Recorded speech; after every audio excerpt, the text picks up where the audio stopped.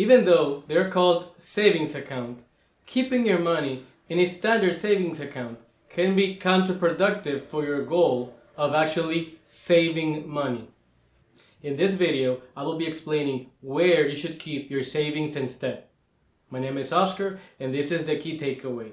And in this channel, I will discuss about personal finance education that should have been taught to us in school or college.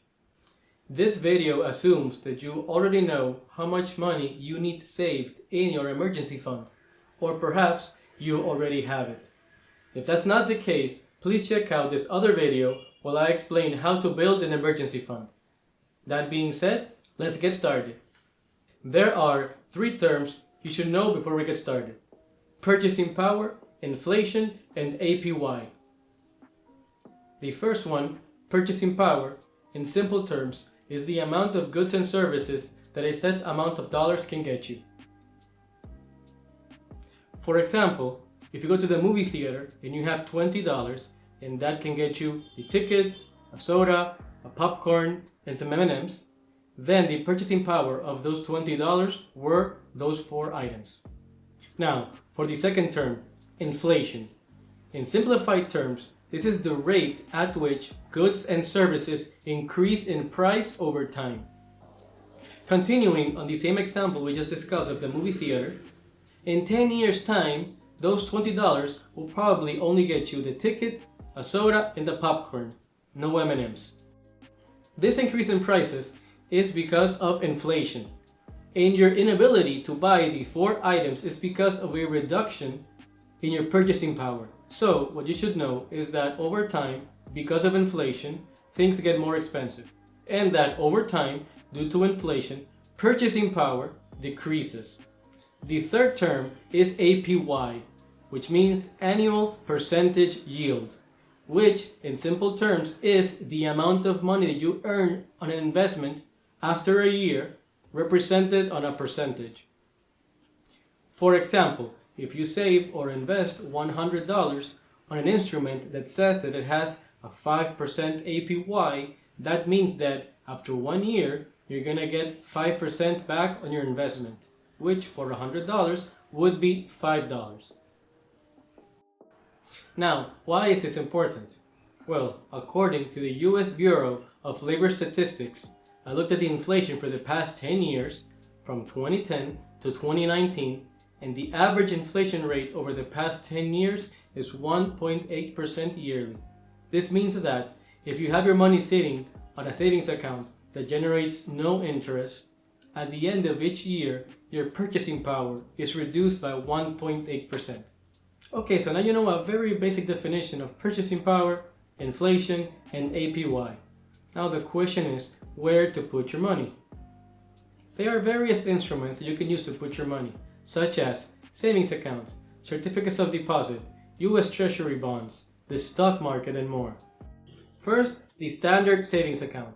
Let's look at the pros. You can withdraw at any given moment. You can go to a bank or an ATM.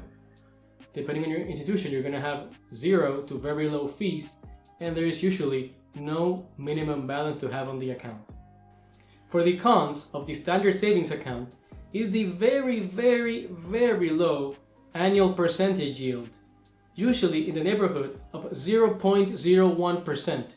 That means that for every $100 that you deposit into your bank and leave it there for an entire year, they're going to give you back as a reward 1 cent. As you can see, I am obviously against you keeping your money in this sort of account for a long period of time. Okay, so the second instrument, the certificate of deposit. This is an agreement that you enter with your bank where you effectively park your funds at the institution, meaning you are unable to take them out, and in exchange of doing that, the bank will give you a higher annual percentage yield. The con is that you cannot withdraw your money before the agreed date without incurring in some penalties. So this means that for an emergency fund, which is what we are discussing right now, it's not a good place to put your money because an emergency does not have a date. It can happen at any moment. And if you cannot take your money out to cover that emergency, then it is not useful. So the third instrument is a US Treasury bond, in which you are effectively lending money to the US government, and in exchange for that money, they're giving you an attractive APY when compared to a standard savings account and a certificate of deposit. What does this mean? It means that if an account will give you 0.01 and a CD will give you between 0.25 and 1%, the US government will let you get an APY of 1.2, 1.4, perhaps 2% depending on the time of history. But to get these yields, you have to park your money for a very long time. 5, 10, 15, 20, 30 years in some cases.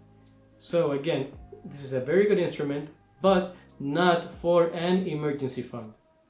The fourth place to put your emergency fund would be the stock market. Don't do this. Okay, now, pros and cons. The stock market will give you, on the long term, on average, much higher returns than any of the instruments that we have discussed so far. It's a very good pro. But the con is that it carries significant risk. It is not a fixed rate as we have discussed before. It is a variable rate, meaning that it is not in your control and there are no guaranteed returns. You could get 10, 15, 20% return on a year, or you could lose it all. Hopefully not. So because of this high risk and volatility of the stock market, it is not a good place to put your emergency fund. It's a good place to invest, the best place to invest, I would say. But that is a topic for another video. For the emergency fund, do not put it in the stock market. The fifth place to put your emergency fund would be a high yield savings account, which differs from a standard savings account by having some more limitations in exchange for a higher APY. I have put in the video description a link to an Investopedia article that lists various high yield savings accounts and their requirements. Normally, a high yield savings account should simply ask you for a higher balance to open the account and a higher minimum balance to keep the account open, and in some cases limit the number of withdrawals you could do from the account on a month. However, some institutions have very weird and unique requirements. I think Fitness Bank gives you an APY depending on the amount of steps that you take and register on their app every day. I think it's a great idea. It's not for everyone, but it's a fun idea and a fun way to make money and be active at the same time. Now, this video is not sponsored.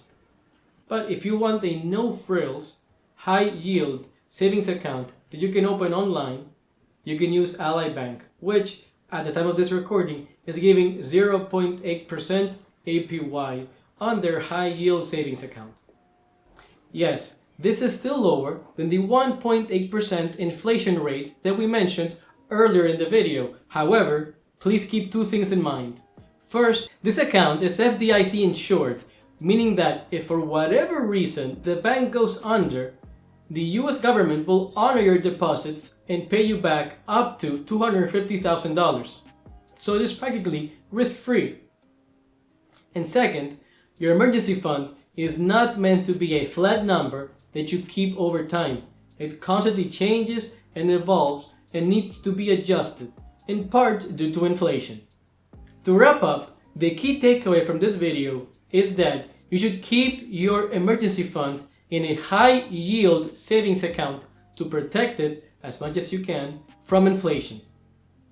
Finally, thank you for your time, and the comment section is now open for questions.